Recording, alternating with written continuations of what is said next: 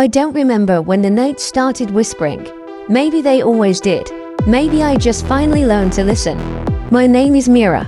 I grew up in a quiet town called Hornfield, a place so normal it felt fake. Everything there repeated like a broken record. Same faces, same streets, same dull skies. Until that one night when the air began to hum. And reality cracked open like glass under pressure. It began with a signal. Caleb, June and I used to hang out in the basements after midnight, tuning an old radio that my dad said hadn't worked since the 80s. It wasn't supposed to pick up anything, but it did. That night, the static broke, and a voice whispered backward words we couldn't understand. I reversed the recording later, and it said, "The rift remembers." June thought it was a prank. Caleb laughed, but deep down, I felt it. Something had answered us. The next day, all the clocks in town stopped for exactly 7 minutes. Power surged. The streetlights burned blue instead of yellow. And for a split second, everyone in Hornfield saw the same thing in the sky. A shimmering crack, like lightning that didn't fade. No one talked about it afterward, but everyone felt it. That night, I couldn't sleep. My ceiling light flickered in Morse code, repeating the same pattern we'd seen on the radio. When I blinked, shadows on the wall didn't move with me. They stayed still, as if waiting. I started recording everything. Sounds, frequencies, whispers through the vents. And in those sounds, there were coordinates. June helped decode them. The numbers led to the edge of town, near the forest where no one went anymore. That's where Rift Lab used to be. My mom told me it shut down in '79 after an accident. She never said what kind. The three of us went there at dawn. The forest felt wrong, colder, too still. The fog wasn't natural, it glowed faintly from below, like light bleeding from underground. We found the old facility hidden behind collapsed fencing. Rusted warning signs still hanging. Energy department. Authorized personnel only. Inside, everything was frozen in time. Papers scattered. Coffee cups molded. Computers dead. But the hum was still there. Faint, constant, like a heartbeat through metal walls. We followed it to a circular chamber deep below. June found the control panel. And somehow, power still flowed through the circuits. The screen flashed for a second. Just one message. Experiment echo status. Incomplete. Then the hum became a roar.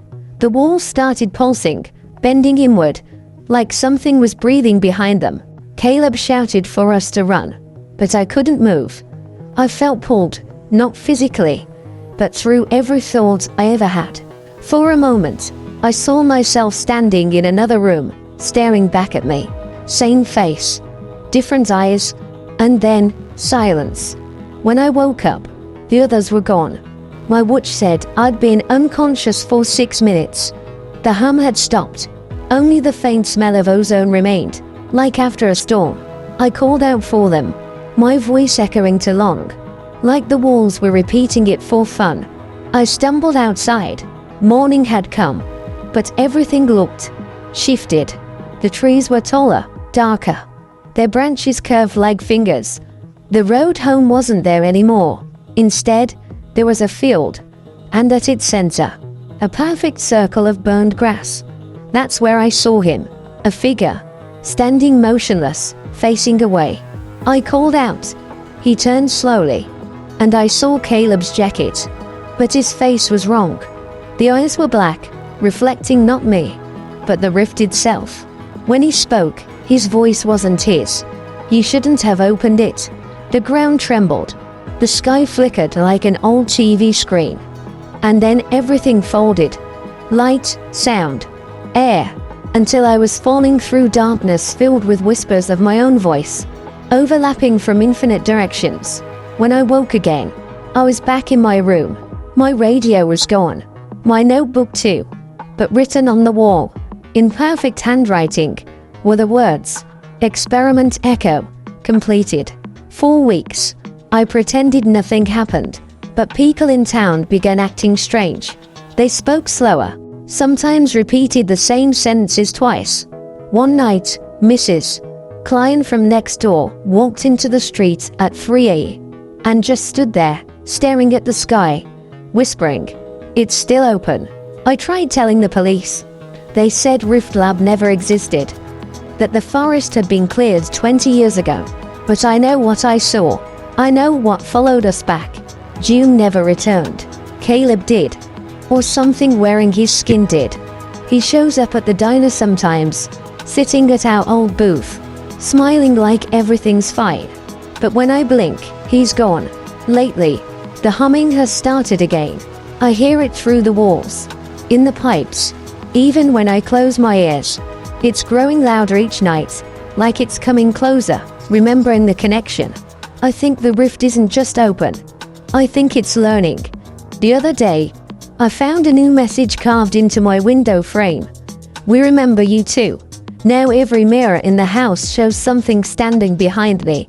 Not always in focus, but enough to see that it's watching.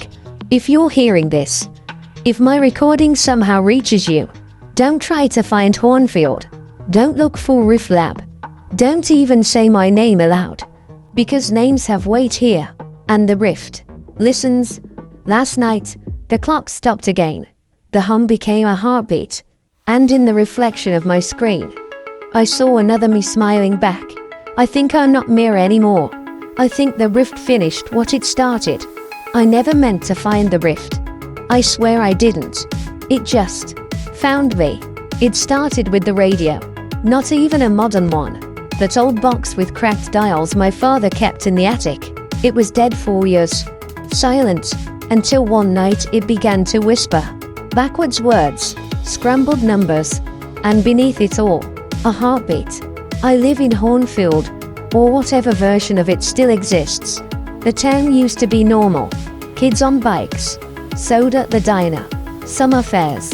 But lately, the streets feel too long. The shadows too deep. Like reality's been stretched thin. Maybe that's why I kept listening. June told me to stop. Caleb laughed, but I recorded everything. And when I played it backward, the voice said, "The rift remembers." That was the moment everything began to break. The next morning, every clock in town froze at 3:03 a.m. Power surged. Lights glowed blue. For exactly 7 minutes. No one moved. No one breathed. And in the sky above Main Street, there it was. A crack, like lightning that forgot to fade. Everyone saw it. No one spoke of it. That night, I woke to find my reflection smiling when I wasn't. My radio turned itself on, and through the static, I heard coordinates. I didn't recognize them until June checked an old map. They led to the forest, to Rift Lab. That abandoned research site everyone said burned down decades ago. We went there. Dawnlight cutting through the fog. Silence thicker than air. The building stood half buried, half alive. Metal walls still breathing. Doors that pulsed when touched. Inside, dust, decay. But still, that hum. It grew louder with every step. Like the ground itself was remembering us. We found the main control room. June wiped dust off a shattered monitor. It flickered, just once. The screen read, "Experiment echo status, incomplete." And then the floor began to vibrate. The air bent. Walls rippled. Caleb screamed. But the sound folded in on itself. My vision fractured, one world over another. I saw myself, in another place, staring back. She looked scared. I think she was me. When I woke up, June and Caleb were gone. The lab was silent. But outside, the sky looked wrong. Colors inverted. Birds flying backward. And the road home had vanished. The forest was gone too, replaced by a field of glass. At the center of it, something moved. A figure, tall and still, wearing Caleb's jacket. I called out his name. He turned. His eyes were hollow, like pieces of night. And when he spoke, it wasn't his voice. "You opened it." The world cracked again. Sound vanished. I fell, not down, but through. Through echoes. Through memories that weren't mine. I landed in my room. Everything looked the same. Except on the wall, written in perfect handwriting, were the words, Experiment echo completed. That was 2 weeks ago. Now the humming is back. Sometimes I hear June's voice in the pipes. Sometimes Caleb knocks on my window. But never when anyone else is around. The townspeople don't look right anymore. They move like they're waiting for a signal. Mrs. Klein stands outside her house every night, staring at the sky. She keeps whispering, "It's still open." And maybe she's right. The other day, my reflection didn't blink. Then it smiled. Before I did, I tried to film it, but my phone froze. When it came back on, the screen said, "Welcome back, Mira." I stopped sleeping. The hum grows stronger every hour. I think it's beneath the house now. Sometimes, in the static, I hear my name, not whispered, spoken. I can't tell what's real anymore. Maybe this isn't my world. Maybe it's the one that replaced it. Tonight, the clock stopped again. At 3:03, the hum is a heartbeat now. If you're hearing this, don't look for me. Don't look for Hornfield. Don't say my name out loud. The rift listens, and it never forgets. I thought it was over after that night. I really did. But the rift doesn't close. It waits. It began again 3 days later. The hum had gone quiet, but the silence felt too deep, like it was holding its breath. I tried leaving Hornfield, packed my bags, drove south until the road vanished into fog. No GPS, no sound, just white nothing stretching forever. When I turned the car around, I was back in town. Same street, same house, same flickering light in my window. That's when I realized the rift didn't trap me in Hornfield.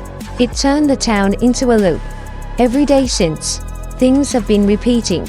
Conversations, weather, even my heartbeat. Sometimes I hear a version of my own voice whispering seconds before I speak. I've started recording everything again. But the tapes come out blank. All except one. Last night's tape had a voice, calm, familiar, and yet older. It said, "Stop fighting. You already told this story." I don't know what that means. When I looked outside, there were figures in the fog, dozens of them, standing perfectly still, their shadows bent the wrong way. I closed the curtains, but I could still see them, even through the walls. Like an afterimage burned into my brain. Then the power cut.